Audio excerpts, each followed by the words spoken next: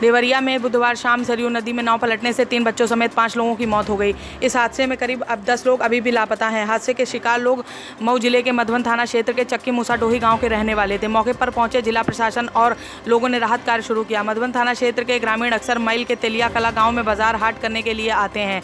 इन दिनों सरयू नदी का जल स्तर बढ़ा हुआ है। चक्की मूसा डीर गाँव के करीब 15 लोग छोटी सी नाव में सवार होकर बाजार के लिए निकले थे। बीच नदी में नाव बेकाबू हो गई। नाविक ने उसे नियंत्रित करने के लिए काफ़ी प्रयास किया लेकिन असफल रहा और इसके बाद नाव डूब गई, जिससे नाविक समेत नाव पर सवार सभी लोग डूब गए।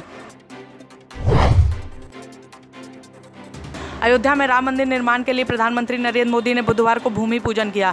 इस कार्यक्रम के बाद मुख्यमंत्री योगी आदित्यनाथ ने राम मंदिर के साथ साथ विभिन्न मुद्दों पर खुलकर बात की। मुख्यमंत्री योगी ने मस्जिद की नींव रखे जाने पर स्पष्ट जवाब दिया। योगी ने कहा कि मुझे ना तो इस कार्यक्रम में कोई बुलाएगा और ना ही मैं जाऊंगा। उन्होंने कहा कि अगर वह मस्जिद गए तो कई लोगों की दुकानें बंद हो जाएंगी। दरअसल एक न्यूज़ चैनल से बातचीत के दौरान योगी से सवाल किया गया था कि राम मंदिर के भूमि पूजन पर आपने सभी धर्मों के लोगों को बुलाया है, वे कार्यक्रम में शामिल भी हुए। ऐसे में कहा जा रहा है कि आने वाले दिनों में जब मस्जिद की नींव रखी जाएगी तो सीएम योगी वहां जाएंगे। इस पर योगी ने कहा, मेरा जो भी काम है मैं वह करूंगा, बाकी मुझे ना तो वहां बुलाया जाएगा और ना ही मैं वहां जाऊंगा। योगी ने कहा कि अगर मैं वहां गया तो कई लोगों की दुकानें बंद हो जाएंगी।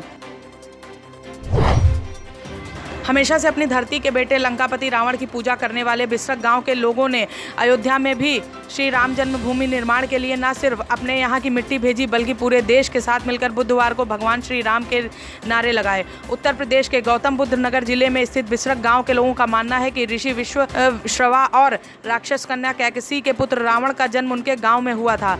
रावण को बेटा मानते हुए इस गांव के लोग यहां कभी भी रामलीला का मंचन नहीं करते हैं। यहां दशहरे के दिन कभी रावण दहन नहीं किया जाता है, लेकिन इस बार गांव में रावण की पूजा की पुरानी परंपरा के साथ ही श्री राम जन्मभूमि मंदिर निर्माण की खुशियां भी मनाई जा रही हैं। हिंदू रक्षा सेना के राष्ट्रीय उपाध्यक्ष अशोकानंद महाराज ने बताया कि रावण की मंदिर की मिट्टी से भरा कलश भगवान राम की नगरी अयोध्या पहुँच गया है। अयोध्या में राम मंदिर निर्माण के लिए पूरे गांव में जबरदस्त उत्साह है। सभी के मन में आज राम बसे हैं। यहां तक कि गांव के लोग अपने घरों को सजाकर दिवाली जैसे आयोजन मना रहे हैं। अयोध्या में राम मंदिर के डिज़ाइन बनाने वाले आर्किटेक्ट चंद्रकांत सोमपुरा ने बताया कि उन्होंने आज तक जितने भी मंदिरों के डिज़ाइन बनाए हैं उनमें से अयोध्या का राम मंदिर का डिज़ाइन बेहद खास है। मंदिर की सुरक्षा के चलते सोमपुरा को कोई भी उपकरण वहां तक ले जाने को नहीं मिला था। यहां तक कि उन्हें राम जन्मभूमि के स्थल तक भी जाने को नहीं मिला था। डिज़ाइन तैयार करने के पहले वह मंदिर तो गए, लेकिन दूर से ही उन्होंने अपने कदमों से माप ली। कदमों से माप लेने के बाद में ही उन्होंने मंदिर का डिज़ाइन तैयार किया। चंद्रपुरा ने बताया कि मंदिरों के आर्किटेक्ट से उनका परिवार जुड़ा है।